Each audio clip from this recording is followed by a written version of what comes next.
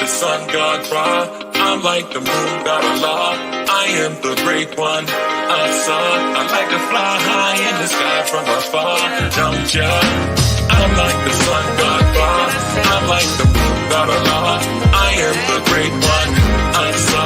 I like to fly high in the sky from afar, don't ya? Can you imagine all the things that I've seen? I've been through crazy routines, I've had some nightmares and dreams, but I keep chasing all my goals like I was part of a team. I'm stacking brick on top of brick until I start a regime. I'm getting stronger, I couldn't hold myself back any longer, and them doubters tried to say I wouldn't make it, they was wrong. I take my heart and take my soul and put it all into this song, and if your energy is bad, then just proceed to move along. I'm a woman with integrity, dignity, and energy. I fellowship with friends and stay away from all the frenemies, and if it doesn't kill you, then it only makes you better. I don't care about materials, cause they can never measure. I'm a leader and a diva, I'm a teacher and a preacher. I'm a loner and I used to be a stoner. Now I'm either on my grind or trying to reach another level of this thing we call a life. No more stress and no more strife, I'm just trying to get it right, yeah. Said I'm just trying to get it right. I am the great one, Asa. I like to fly high in the sky from afar, don't ya? I'm like the sun god Ra, I'm like the moon god Allah. I am the great one, Asa. I like to fly high in the sky from afar, don't ya? I am the sun god Ra, I am the moon god Allah. I am the great one, Asa. I like to fly high in the sky from afar. I come from the bloodline of Tutankhamun, worshiping the sun like I'm Akhenaten, addicted to wisdom like it's Oxycontin, leading the army like I'm Joseph Stalin. Toes are rotten, they kept falling like Adam in the garden of the knowledge. Stick to the ancient writings, you'll be solid. Like the God Happy, I'm happy and I flow like the Nile. Christ consciousness since I was a child. From the Milky Way, they call it the Great Cow. Like a waterfall, I flow on and on. Like the sun god, I rise at dawn. I told you, I'm like the sun god Ra, I'm like the moon god Allah. I am the great one, Asa. I like to fly high in the sky from afar, don't ya? I'm like the sun god Ra, I'm like the moon god Allah. I am the great one, Asa. I like to fly high in the sky from afar, don't ya? I'm just trying to be rolling through the hood and blowing good, and I've been grinding all my life. Understand that you'll probably be overstood. I'm kicking back, celebrating like every day. Off top like a toupee, I'm chilling and I'm drinking on some Bombay. There's a real one over here, I'm a warrior. Don't worry about what we be doing over here, just get your dollars up. Your girl gon' probably follow, bruh, when she see him moving like a boss, skirting off fast, leaving haters and exhaust. I'm on GOAT status on top of the mountain at the peak. In any game, I'm the MVP. Go and ask about me, and I bet you'll find nobody works harder for the pennies, nickels, dimes, and the quarters. I'm always on the come up, and I wish a perpetrator would run up. Get popped like a freak about to get done up. This movement that I'm on, crabs in the barrels want none of. I'm just elevating higher like KD when he played for the Thunder. I'm like the sun god Ra, I'm like the moon god Allah. I am the great one, Asa. I like to fly high in the sky from afar, don't ya? I'm like the sun god Ra, I'm like the moon god Allah. I am the great one, Asa. I like to fly high in the sky from afar, don't ya? I'm like the sun god Ra, I'm like the moon god Allah. I am the great one, Asa. I like to fly high in the sky from afar, don't ya? I'm like the sun god Ra, I'm like the moon god Allah. I am the great one, Asa. I like to fly high in the sky from afar, don't ya?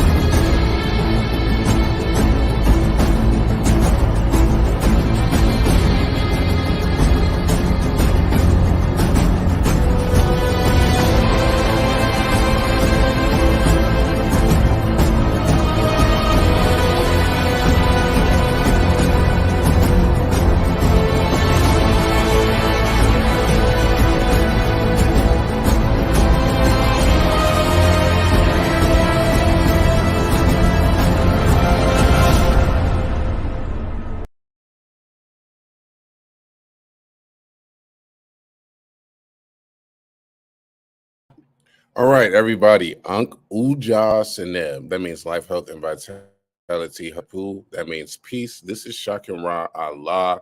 And I'm going to be following up on a previous discussion that I had about the Egyptian hieroglyphics in the Olmec, Mayan, and Isthmian inscriptions. I subtitled this presentation as a part of a larger research that I'm doing regarding implications for Egyptology, African studies, and Black Indian genealogy. So if you missed the last video, make sure you go watch it because I'm just going to give an overview of my sources, which I do before every single presentation that I do. And then I'm going to continue to build on what we discussed last week. So these are my primary sources that I use to conduct this research, starting with Egyptian hieroglyphics and Olmec and Isthmian inscriptions, a comparative study of augmented symbols by Dean Clarke. This work was very significant in my research because it helped me to see the correspondences between the Olmec system and the ancient Egyptian system, as well as symbology regarding the Olmec crowns and how that corresponds to the crowns of Kemet. What we're also going to be reading and focusing on today is Queen Mu and the Egyptian Sphinx by Augustus Le Plongeon, as well as Sacred Mysteries Among the Mayas and the Quiches, 11,500 years ago. Some of my other sources that I use to conduct this research include The African Presence in Ancient America, They Came Before Columbus by Ivan van Sertima, as well as The First Americans Were Africans by Dr. David Imhotep. So with all of that being said, let's pick up where we were last week. We started to talk about the leopard skin priesthood of Osiris. And so we're going to build on that today and show you the significance of the leopard in Kemet, as well as here in the ancient Americas among the Olmecs and the Black Mayans. So what you're looking at here is a tomb painting of Nkang I, who was clothed in leopard skin, which was a mantle of the priest. And this is a part of a larger ritual called the opening of the mouth, or the Wep-Wat ritual. All right. And on the right, again, we have a statue. I believe this is from the Ptolemaic period of a priest wearing a leopard skin. And how do we know that he's an actual priest? There are several indications that this person is a priest. Primarily his shaved head is an indication that he is a Shem priest, and also the leopard skin and how he's depicted lets us know that this was a priest from that time. So we will, again, be going over this ritual, this opening of the mouth ceremony, which was a ritual that can be seen in the Book of the Dead, the Papyrus of Ani, and also right here in the Americas. And so this is from the Egyptian presence, I believe, from the Egyptian presence in America, BC. The opening mouth ceremony is depicted in Mexico, with a wall painting, and this was taken inside a cave at Juxtlahuaca. And there's a gigantic figure wearing lion skin or possibly leopard skin. You know, it just has spots on it. So we can argue that it's a lion skin, a leopard skin, a panther skin, or a jeopard skin. We do know that it is some form of feline skin. He is holding two ceremonial objects, which is similar to what's depicted here in Egypt before a kneeling man. Both priests wear skins of beasts whose tails hang between their legs. So focusing in on what's in between the legs here, that's also a primary indication that the person is a priest. In addition, they both proffer a snake-headed instrument to the kneeling bearded man. This snake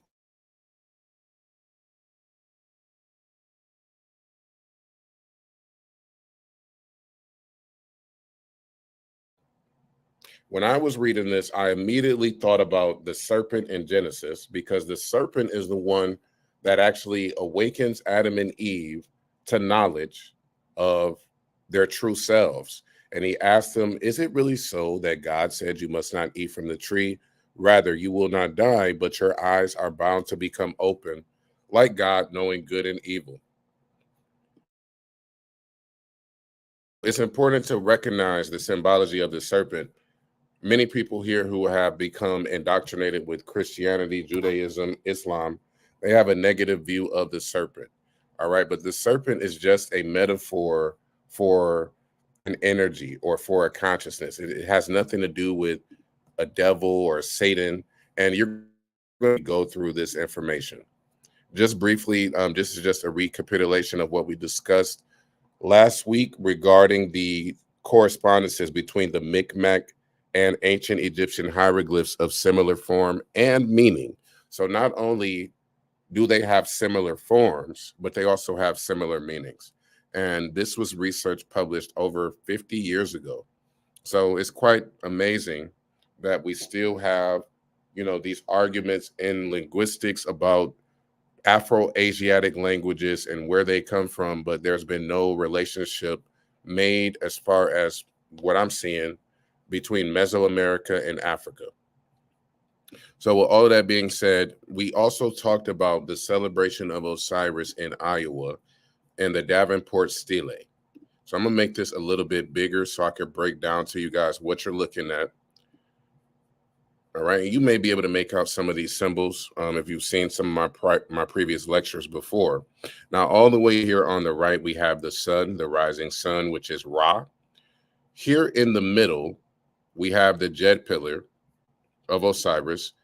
Underneath the jet pillar, we have a ladder, which reminds one of the stairway of Mercury mentioned in the Book of Two Ways, and also Jacob's ladder in Genesis. And then we have right here the body. It looks like a deceased person right here, which will represent Osiris. And then we have other things such as a metal reflecting a mirror and worshipers hauling ropes to raise the jet column. So this is all about raising the deceased part of you. The part within you that is Osiris has to be raised. Otherwise, it will remain dead. So let's read this one more time just to recapitulate this for presentation purposes. The Jet Festival of Osiris is celebrated in Iowa sometime around 700 BC. Explanation of the scene depicted on the Davenport stele, the hieroglyphs incorporated into the picture being here translated, and also rendered in the formal palace style. The jet column made of bundles of reeds encircled at the top by rings represents the backbone of Osiris, in whose honor the jet column was erected each year on the day of the spring equinox. This information, originally obtained by Adolf Ehrman from a tomb inscription of the 18th dynasty in Thebes, Egypt, is here completely confirmed by the inscription and illustration of the Davenport stele of Iowa. The mirror of reflecting metal shown to the left of the picture relates to the Egyptian text of the stele, which instructs the reader to attach a mirror to a column in such a way that the rays of the rising sun on the morning of the spring equinox will be reflected onto a signal stone called the Watcher. And again, where have you heard about the Watchers before? It reminds one of the Book of Enoch, right? And the Watchers. And for those of you who may be familiar with Jehovah's Witnesses, they have a magazine entitled The Watchtower. All right. So when you study Masonry, you study these different secret societies like the Rosicrucians, you will see this term Watcher quite often, but it originates, with a much deeper spiritual system that you had to be initiated into to understand properly. This is just a translation of the Punic and the Iberian text of the Davenport stele from the Iowa mounds, read from right to left. So we're not going to read it now, but I just want to show you guys that so you guys can get that visual in your head. Now, where was this Davenport calendar stele found? It was actually found in a burial mound in Iowa in 1874 by Reverend M. Gass, together with numerous other artifacts of North African and Iberian origin or relationship. This inscription is written in 3 languages: Egyptian hieroglyphics at the top, then Iberian Punic from right to left along the upper arc, and Libyan from right to left along the lower arc. This still can be found in the Putnam Museum in Davenport, Iowa, the repository of other priceless national treasures gathered by gas. And that's from the Mound Builders, published in 1892. So it was found in 1874. It's been in a museum and published and known in archaeology since 1892. So over 130 years ago, this was the Rosetta Stone moment of the United States of America. But the only Rosetta Stone that they liked about in college studies, Rosetta Stone that was found by Champollion. This is just a quick overview of the correspondences between the Maya hieratic alphabet according to mural inscriptions, again, found in caves, found in burial mounds, and found in various artifacts right here in the United States, or Central America to be specific. Now, let's talk about the Mayan connection to the black jaguar or the black panther, the Ek-Ba'alam. That's how I pronounce it. So in that word, Ba'alam or Ba'alam, you may have heard the name of this particular deity before in the book of Numbers. So I'm going to give you a quick synopsis of what happened in the book of Numbers in the Hebrew Bible, and then I'm going to tell you the Mayan connection to the Black Panther or the Black Leopard. So there was a prophet in the Bible named Ba'alam or Balaam, and he was a soothsayer. And basically a soothsayer is one who professes to tell the future. He is considered to be one of the 7 Gentile prophets in the Jewish. So even though he was not a Jew, he still received the gift of prophecy and was able to receive messages from the God of the Old Testament, even in the book of Numbers. However, this name Balaam has a root with Baal. All right. And if you guys know anything about Baal, then you guys know God is really demonized and vilified in the Hebrew tradition. So even if you've never read anything about the Mayans and their gods, anybody that has read the Bible has already been subconsciously indoctrinated to view these gods or these characters or these metaphors for energy as demonic or ungodly. And that is basically what happens in the Bible. He was giving a prophecy about the future, and the God of Israel admitted that he could be influenced by him to bring about the gift of prophecy through dreams. In the Bible, the king of Moab tried to hire Balaam to curse Israel so that the Moabites could defeat them in battle. So it's interesting that there's a connection between the Moabites and Balaam or Baal, because we know the original Moabites of the Bible were black people. So continuing, how does this connect to blackness and how does this connect to the Mayans? So let me share a different tab real quick. Let me stop sharing this one and go back here for a moment. So let's talk about Ek-Balaam or Ek-Ba'alam. Scroll up a little bit. All right, I'm going to drop the link to this article. It's from the Yucatan Times. It's a really good article. I encourage everybody to read it. But basically, what it talks about is, where does the word jaguar come from? The word comes from the Guarani, jacarete, jaguar, and the suffix ete, which means beast of prey. The word entered English presumably via the Amazonian trade language Tupinimbaba. Revered by every tribe from the indigenous peoples of the United States. Key word. For some Native Americans, the word meant he who kills with one blow. And in the mythology of the pre-Columbian America, the black jaguar was widely seen as a god in Peru, Mexico, or Guatemala, to name a few. Mayans, Aztecs, Incas all worship the jaguar in every form.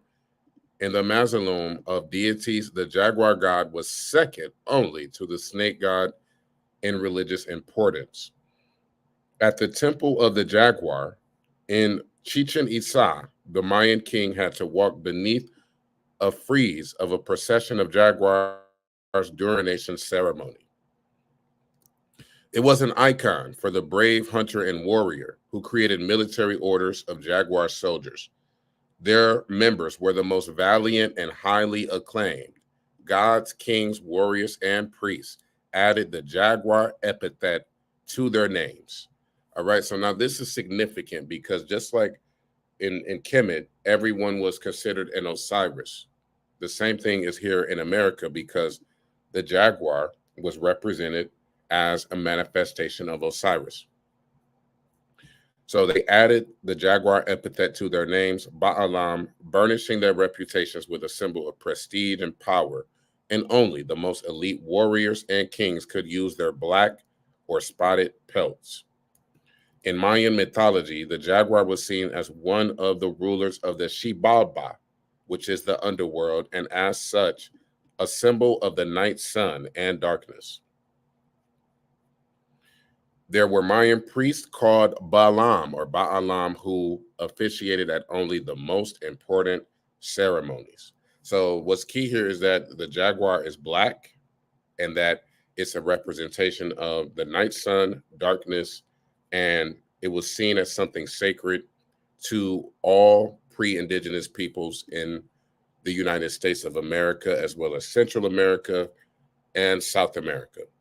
So now that we've talked about that, let me go back to my slides real quick so I can follow that up with what we just talked about. So again, Balaam wasn't some demonic force or actual prophet in the Bible. I mean, he could have been, but there were many Balaams because it was a name attached to many priests. All right. So it's just very interesting that we see that name in the Hebrew Bible, and the Hebrew Bible is set in what we now call the Middle East. And we've also seen other biblical names in the Mayan language, such as the name of Canaan, which I will talk about in my next video. So now I want to talk about Papyrus Jumohak, which is a significant papyrus for many, many reasons. So let's talk about this papyrus. So the leopard skin robe, which we're showing, the leopard skin robe, shown here on the left, is consistent with identifying this figure as a priest, specifically a class called the Shem priest. Now, notice we just talked about how the black jaguar or Balaam was attached to the priesthood, and even to become a priest would have to go through a ceremony with, a bunch of jaguars, and he would have to basically walk over these jaguars. And so we find the same thing in ancient Kemet, where a priest is recognizable by his leopard skin robe. Now, this word Shem is just an S and an M. In Hebrew, it's the same thing. It's just an S and an M. And this is the son of Noah, or the father of the Shemites. All right. So when they talk about people being anti-Semitic, they're talking about Shem. All right. Because they're basing this off of Genesis. Interestingly enough, and perhaps significant for Joseph Smith's interpretation of Fasimar 1, the ritual clothing of this priest had a clear connection to the god Anubis. And isn't Anubis also known as the opener of the ways? And also, he is depicted as a black dog. Interesting. We're going to talk about that in a second. Now, he defeats chaos and evil, and he is personified as the god Seth through violence. Now, let's talk about the papyrus, which I'm showing you right here. Papyrus Jumilhak, dating to the Ptolemaic period, circa 300 BC, attempts to explain the significance of the leopard skin through a myth that relates the misdeeds of the god Seth. As told in the papyrus, Seth attacked Osiris and then transformed himself into a leopard. The god Anubis, or Anpu, opener of the way, Wepawat, defeated Seth and then branded his pelt with spots. Hence, the robe commemorates the defeat of Seth. Also in Papyrus Jumilhak, Anubis transforms himself into a giant snake who brandishes 2 flint knives. So, going back to the theme of the leopard skin, we see this all throughout Kemet, throughout all time periods from the Middle Kingdom, the New Kingdom, and even the Ptolemaic period and the late period. And so it doesn't matter what time period you go through in Kemet, the consistency in this mythology is clear that the leopard was viewed as something sacred because it represented overcoming the forces of entropy or Set. So now that we've established that, I want to ask a question. Why is it important to recognize that Osiris is Lord of the Perfect Black? We have a lot of debate right now in several communities. Even people here on this channel have accused me of appropriating Native American cultures. So whenever I get into those discussions, I always go back to the gods of these people reflects the characteristics of the people. So that is why it was important to recognize Osiris as the Lord of the Perfect Black. And like Noble Drew Ali said, peace to Noble Drew Ali, assalamu alaikum. He said, as man unfolds, his God unfolds. And so when we see here on the right, white Jesus, even though the Bible describes Jesus as having skin like copper and woolly hair, you know, like a sheep, he is still depicted as a lily, fair-skinned, typical European phenotype throughout all the ages. And this is across the board with all the characters of the Bible. In fact, I'm going to show you guys something real quick as an aside to just bring this point home. So I'm going to show you guys a book that I was actually raised to read, something that I saw like all the time growing up. And this was actually one of the first books my mother actually read to me. And this is something that I read many times growing up. So let me stop sharing that book and share this one. So this is the My Book of Bible Stories. All right. And what's depicted here in this instance, I believe this is Pharaoh's daughter finding Moses on the Nile. Now notice the color of everybody depicted as the cover for this book. We have what appears to be a European baby, European child on the left, and, you know, maybe like, you know, some Middle Eastern style women, but very fair skinned, very fair skinned. No one is black in this book is what I'm getting at. And let's see if we can pull up some images of the first man and woman. First man and woman. Okay, yeah. And this is an image. I remember this like it was yesterday because I used to read this quite often as a kid and growing up. It was my first introduction to understand the Bible. But notice how everything in the Bible, the first man and woman, Jesus himself, Moses, Pharaoh's daughter, all the characters in the Bible, they're always depicted as white. All right, so we don't have to continue to go through that, but I'm just showing you guys like every single story in the Bible, even the giants, are always depicted as white. All right, there's never any depiction of blackness in anyone or any religion, I should say. Even Islam, I've seen pictures of Miriam and she's white. And even a religion like Islam will say, you know, we don't have any images of God because that's haram, or it's against Islam to have images of you know, prophets and stuff like that. But if you actually do the research on Islam, you will see that Islam at one time did have depictions of Muhammad, and it was actually haram to show Muhammad as a black man, and they kill people for doing so. So with all of that being said, I just wanted to establish, you know, that as man unfolds or as woman unfolds, his or her God unfolds. And this is why we have to go back to who are these gods. We have to stop demonizing cultures that we don't understand and look at them for what they are showing us. And so what you're looking at here are some rules from the Mayans and depicting them in war and depicting them with leather or leopard skins. Here's another example of a depiction of the Black Mayans with leopard skins. So this is always an indication that we are looking at priests, all right? Even down to the symbol that this figure here, all the way on the right, is holding, it looks like a Shechem scepter or a Shechem scepter, which I can show you guys right now. Familiar with it. The hieroglyph for the Shechem scepter is a ritual scepter in ancient Egypt. And it's actually my name. I pronounce it differently with an H, but Egyptologists have translated it as Sekhem. And you can see here, Queen Nefertari is holding this scepter in her hand as she plays a game of Senet. And we see this symbol all throughout Kemet, and we also see the same symbol held by the Mayans. And this symbol appears in the royal names of the pharaohs and later in the titles of the queens and princesses as well. Now, let's go back to the slides real quick, and then we'll read a little bit of Queen Mu and the Egyptian Sphinx.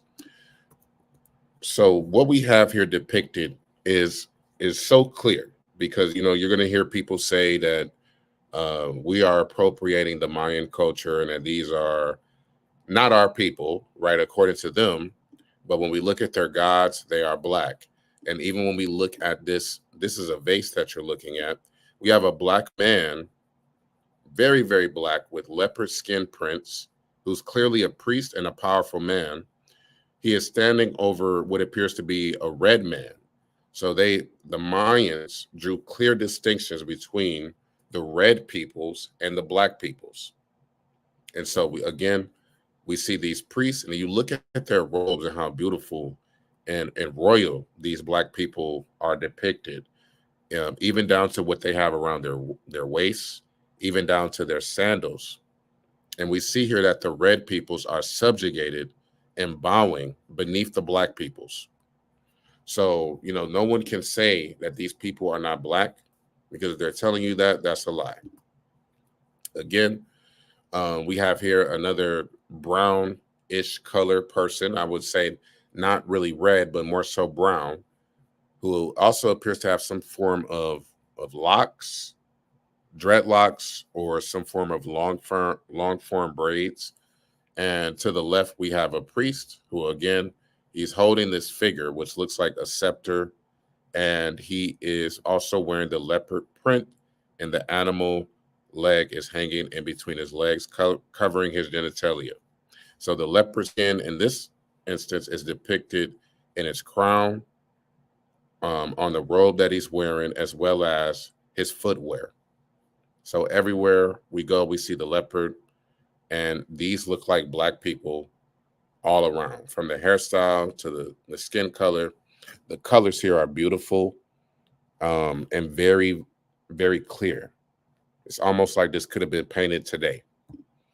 All right, so now that we read that, I want to go back to Queen Mu and the Egyptian Sphinx for a minute, because there's some interesting tidbits in there that I wanted to cover. So let's go ahead and pull that up now. We're going to read a little bit of this so you can follow along with me. I'm starting with the preface. Is this the first page? Yep, it is. So it says here, fleeing from the wrath of her brother, Aak, Queen Mu directed her course toward the rising sun in the hope of finding shelter in some of the remnants of the land of Mu, as the Osiris, for instance. Failing to fall in love with such place of refuge as she was seeking, she continued her journey eastward and at last reached the Maya colonies that for many years have been established on the banks of the Nile.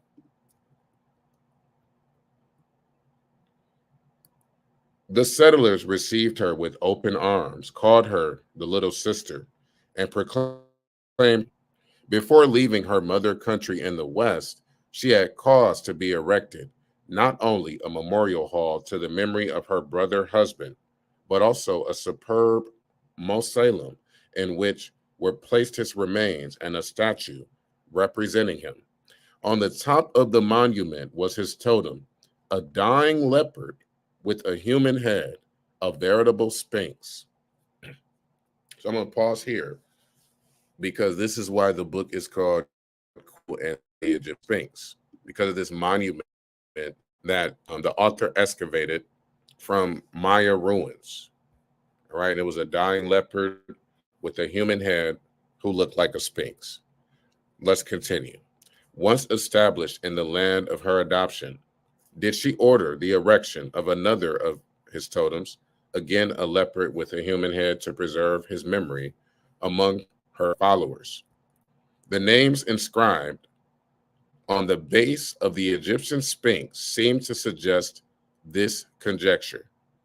Through the ages, this Egyptian Sphinx has been the enigma of history. Has its solution at last been given by the ancient Maya archives? In the appendix are presented for the first time in modern ages the cosmogonic notions of the ancient Mayas, rediscovered by me. They will be found identical with those of other civilized nations of antiquity. In them are embodied many of the secret doctrines communicated in their initiations to the adepts in India, Chaldea, Egypt, and Samothracia, the origin of the worship of the cross, of that of the tree, and of the serpent, introduced in India by the Nagas, who raised such a magnificent temple in Cambodia in the city of Angkor Thom to their god, the seven-headed, the Ahakshaphat of the Mayas, and afterward carried its worship to the Akkad and to Babylon. In these cosmogonic notions, we also find the reason why the number 10 was held most sacred by all civilized nations of antiquity, and why the Mayas, who in their scheme of numeration adopted the decimal system, did not reckon by tens, but by fives and 20s. So the Mayans actually had a decimal system before we even had calculators. So that just shows you how advanced their system of knowledge had to be. Also, and why they use the 20 millionth part of half the meridian as standard of lineal measures. In the following pages, I simply offer to my readers the relation of certain facts I have learned from the sculptures, the monumental inscriptions carved on the walls of the ruined palaces of the Mayas, the record of which is likewise contained in such of their books as have reached us. I venture only such explanations as will make clear their identity with the conceptions on the same subjects of the wise men of India, Chaldea, Egypt, and Greece. I do not ask my readers to accept and a priori my own conclusions, but to follow the sound advice contained in the Indian saying quoted at the beginning of this preface. Verify by experience what you have learned. Then, and only then, form your own opinion. When formed, hold fast to it, although it may be contrary to your preconceived ideas. In order to help in the verification of the facts herein presented, I have illustrated this book with photographs taken, drawings and plans according to the actual careful surveys made by me of these monuments. This is not a book of romance or imagination, but a work of a series intended to give ancient America its proper place in the universal history of the world. I've been accused of promulgating notions of ancient America contrary to the opinion of men regarded as authorities on American archaeology. And so it is indeed. Mine is not the fault, however, and although it may be my misfortune, since it has surely entailed upon me their enmity and its consequences. But who are those pretended authorities? Certainly not the doctors and professors at the head of the universities and colleges in the United States. For not only do they know absolutely nothing of ancient American civilization, but judging from letters in my possession, the majority of them refuse to learn anything concerning it. And so this is, nothing has changed in 100 years. Nothing has changed. If you go to an American university today, you're going to learn about ancient America? Very little. In fact, even when you go to like African studies, they always start with 1619, right? Or they start with Columbus's voyage to the Americas in 1492. Why do we always start history at these specific times, right? As if we don't have any records of anything prior to the arrival of Europeans in America. So he goes on to say, it may be inquired on what ground can those who have published books on the subject in Europe or in the United States establish their claim to be regarded as authorities. What do they know of the ancient Mayas, of their customs and manners, of their scientific or artistic attainments? Do they even understand the Maya language? Can they interpret one single sentence of the books in which the learning of the Maya sages, their cosmogonic, geographical, religious, and scientific attainments are recorded? From what source have they derived their pretended knowledge? Not from the writings of the Spanish chroniclers, surely. These only wrote of the natives as they found them at the time of and long after the conquest of America by their countrymen, whose fanatical priests destroyed by fire the only sources of information, the books and ancient records of Maya philosophers and historians. Father Lopez de Cogayudo, in his Historia de Yucatan, frankly admits that in his time, no information could be obtained concerning the ancient histories of the Mayas. He says, and I'm quoting, of the peoples who first settled in this kingdom of Yucatan or their ancient history, I've been unable to obtain any other data than those which follow. The Spanish chroniclers do not give one reliable word about the manners and customs of the builders of the grand antique edifices that were objects of admiration to them as they are to modern travelers. The only answer of the natives to the inquiries of the Spaniards as to who the builders were invariably was, "We do not know." And this is something that we have to highlight because again, we have people that are confusing the so-called native people that Columbus encountered with the people that built these ancient structures. And these people came much later, much, much Olmecs, and much later the original Black Americas. For fear of wounding the pride of the pseudo-authorities, shall the truth learned from the works of the Maya sages and the inscriptions carved on the walls of their deserted temples and palaces be withheld? Must the errors they propagate be allowed to stand, and the propagators not be called upon to prove the truth of their statements? So-called learned men of our days are the first to oppose new ideas and the errors of these. This opposition will continue to exist until the arrogance and self-conceit of superficial learning that still hover within the walls of colleges and universities have completely vanished, until the generality of intelligent men, taking the trouble to think for themselves, cease to accept as implicit truth the ipse dixit of any quantum who, pretending to know all about a certain subject, pronounces magisterially upon it, until intelligent men no longer follow blindly such self-appointed teachers, always keeping in mind that to accept any authority as final and to dispense with the necessity of independent investigation is destructive of all progress. For, as Dr. Paley says, there is a principle which cannot fail to keep a man in everlasting ignorance. This principle is contempt prior to a nation. So I love the preface of this book because it's so true, the bias that we have. And he really elucidates this and really puts it into perspective. What it was like, 130 something years ago, being an archaeologist stumbling upon this knowledge.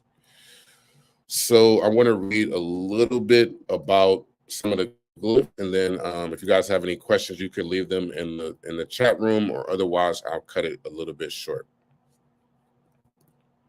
So hold on one second.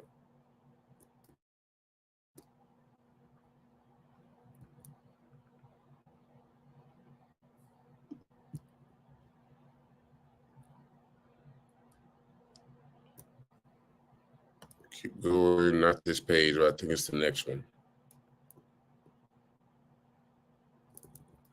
Our computer is super slow today. Okay. Now let's talk about this symbol right here. So this symbol that you're looking at, immediately, what do you notice when you see it? You may see a cross. I see a cross in the middle. I see a circle within a circle. I also see what appears to be a star. And I see what appears to be a two-headed snake, right? Which looks like the sunbark when I see it. So let's read a little bit of what he has to say about these symbols. The ancient armorial eschaton of the country still exists on the western facade of the sanctuary at Ukmal and in the bas reliefs carved on the memorial monument of Prince Ko at Chichen. The emblem represented on said eschaton scarcely needs explanation. It is easily read, Ulumil King, land of the sun. The kings of Mayak, like those of Egypt, Chaldea, India, China, Peru, took upon themselves the title of the children of the sun, and in a boasting spirit, that of the strong, the vigorous sun. King is the Maya word for sun, but kin is also the title of the high priest of the sun. As in Egypt and many other civilized nations, so in Mayak, the king was at the same time chief of the state and of the religion, as in our times, the queen in England, the Jar, the Sultan in Turkey, etc. The title Yak King may therefore have been applied among the Mayas to the king and the kingdom. So that's just showing the universality of the sun and how it's always been shown in symbology. Going back to another symbol, I want to show you guys some correspondences that you'll see here. Let me keep going.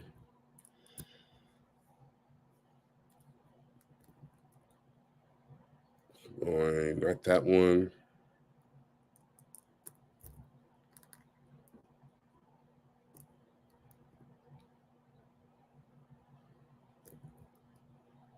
Okay, here we go.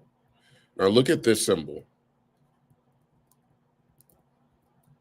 So we're now talking about the interpretation of the symbol and we're analyzing this character right here. And Londa tells us that among the Maya writers, this symbol that we're looking at stands for Ma, me, or mu. Some would-be critics among the Americanists, our contemporaries, have accused the bishop of ignorance regarding the writing system of the Mayas. So what does this symbol mean and why is it significant? Because if we look at it and we say that it means Ma, we might be able to find a correspondence in the Medu Neter for this symbol. In addition, why is it that this word Ake or Aki is also translated as Aleph of the Hebrews? And it says it right here. Perhaps Mr. Champollion's Lejoana will be branded in like manner because he tells us that the Egyptians represented indifferently the vowels A, E, I, O, and E by their character right here. And this is what he's saying right here. He's saying the leaf or the feather was a homophone to mean an I, an A, an E, or an O. And this is the same correspondence that Champollion makes with the Hebrews, Aleph. So do we find in the Egyptian tongue, written with Coptic letters, a dialect that uses indifferently A for O, where the other two write O only, and where the other two write A? And he's saying, yes, we have seen this before in different dialects. Continuing, and this is my last point, is just to show the correspondence of the word Ma and the word Mu. So the symbol that I showed you previously, again, is shown here again. We have found that in remote times, Ma was the meaning of this character. Let us try to analyze its component parts in relation to the name Mayak and its origin as an alphabetic character. It is easy to see that it is composed of the geometrical figure flanked on each side by the symbol Emek. Who can fail to see that this figure bears a striking resemblance to the Egyptian sign Ma that Dr. Young translates Ma, and Mr. Champollion asserts to be simply the letter M. By a strange coincidence, if coincidence there be, the meaning of the syllable Ma is the same in Maya and Egyptian. That is, in both languages, it signifies earth or place. The word place or site, says Mr. Champollion, of the Greek text of the Rosetta inscription is expressed in the hieroglyphic part of the tablet by an owl for M and the extended arm for A, which gives the Coptic word ma, which is a site and a place. Now, I love this research because it combines the Coptic, the knowledge that we have of Coptic, and it compares what's on the Rosetta Stone with the Greek, and it corresponds it with the Mayan symbols. So we are literally doing linguistics one-on-one. But this is not done in most African studies or most linguistic studies or even your typical Greek class, because I took a Greek class before, and there's many different variations of Greek, but the Rosetta Stone is clear that this symbol means Ma. Now, we see that in the Troanos MS, the author represented the earth by the figure of an old man, the grandfather, Mam, hence by the Okape Ma, earth, site, country, place. Ma in the Maya is also a particle used, as in the Greek language, in affirmation or negation, according to its position before or after the verb. Another curious coincidence worthy of notice is that the sign of negation is absolutely the same for the Mayas as for the Egyptians. So literally the symbol that we use to negate a word is the same in both languages. That's an amazing coincidence. So how many coincidences, do we have to go through before we say, okay, there's something more to this language? Bunsen says that the latter called it Nen. That word in Maya means mirror, and Nen-Ha, the mirror of water, was anciently one of the names of the Mexican Gulf. This also may be a coincidence. No one has ever told us why the learned hieroglyphs of Egypt gave to the sign the value of Ma. No one can, because nobody knows the origin of the Egyptians, of their civilizations, nor the country where it grew from impurity. They themselves, though, invariably pointed toward the setting sun when questioned concerning the fatherland of their ancestors, were ignorant of who they were and whence they came, nor did they know who was the inventor of the alphabet. Quoting the Egyptians, who no doubt had forgotten or had never known the name of the inventor of their phonetic signs, at the time of Plato, honored it with one of their gods of the second order, Thoth, who likewise was held as the father of all sciences and arts. It is evident that we can learn nothing from the Egyptians of the motives that prompted the inventor of their alphabetical characters to select that peculiar figure to represent the letter M, initial of their word Ma. The Mayas, we are informed, made use of the identical sign and ascribed to it the same signification. We may perhaps find out from them the reasons that induced their learned men to choose this strange geometrical figure as part of their symbol for Ma, radical of Mayak, name of the peninsula of Yucatan. But that the same cause which prompted them to adopt it suggested it also to the mind of the Egyptian hieroglyphist. Many will no doubt object that this may all be pure coincidence. The two peoples lived so far apart. So let's stop there because I think we covered enough for this particular video. But yeah, this name Ma is very interesting to me because, that's one of the first words a baby says. So there's so much that you can take from that. But I hope you guys enjoyed that information. Bernice said it looks like the ovaries. Now, that's a correspondence that I've never made before. Let me look at it again now that you said that.